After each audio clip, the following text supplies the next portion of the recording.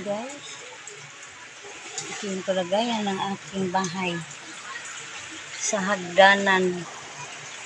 Malapit na umakyat dito sa aking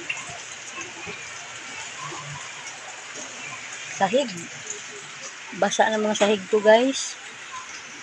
So, dahil sa pagkalakas ng ulan. Ayan na. Wala nang hindi. Uy! Ginoo, nahulog.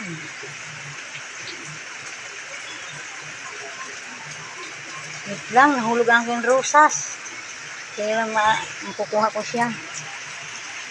Ayan na guys, ang kalagayan. Sobra na malalim yung aming tubig. Puro basa na sa loob ng bahay. Sa sobrang lakas ng hangin. Dito naman, iyon ang kalagayan.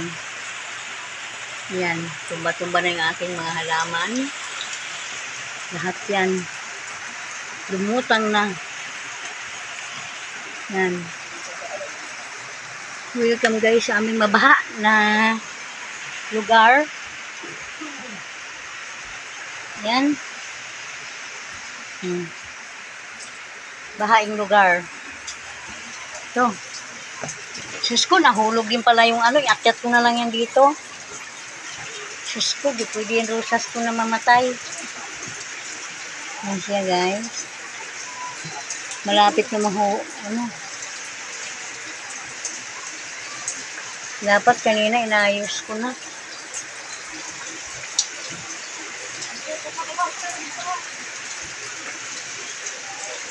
Ito. Dagat na guys ang resulta nito. Ayan na. Ayan na tubig dito na sa aming bahay.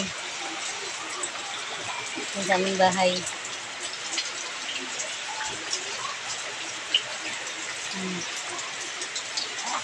Shout out sa lahat ng binaha tulad ko.